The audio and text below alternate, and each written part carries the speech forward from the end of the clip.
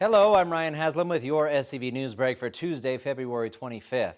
County supervisors declared a state of emergency in Bouquet Canyon Tuesday. They hope the move will speed up the cleanup of Bouquet Creek and increase the water flow to the community. Supervisor Michael Antonovich's motion was passed without objection and was supported by several residents who spoke at the meeting. Some described how their wells had gone dry or how the little bit of water they had left was too dirty to drink. Others worried about fire danger in the region.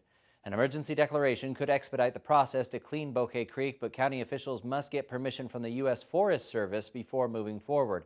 Antonovich's motion also requested that a copy of the emergency proclamation be sent to the state and federal government. Well, a man accused of stockpiling an illegal arsenal, including stolen and modified rifles at his Simi Valley home back in September, took a plea deal this week. 37-year-old Jeffrey Edmonds pleaded no contest to charges of grand theft, impersonating an officer, and owning a machine gun.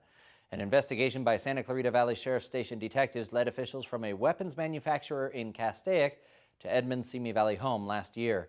He's expected to be sentenced to 1 year in county jail and 3 years of formal probation at his sentencing hearing next month. And because he's now considered a felon, Edmonds had to forfeit all of his weapons.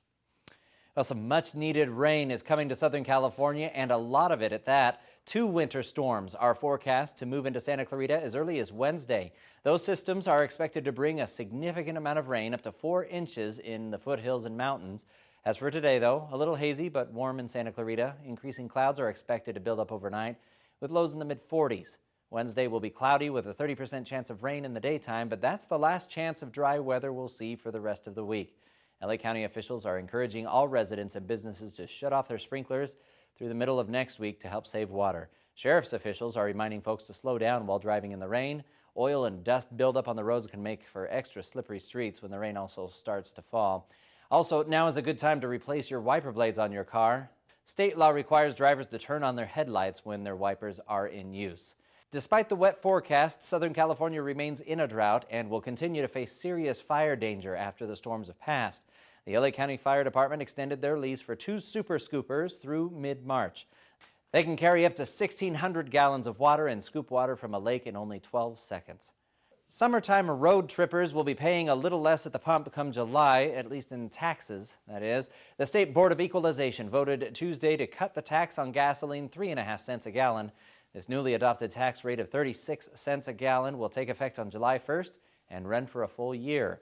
Board member George Runner, who represents the SCV on the State Board of Equalization, says even with this cut, Californians will continue to pay one of the highest gas taxes in the nation. We've got a lot going on in sports. Here's Dave Caldwell to tell us all about it.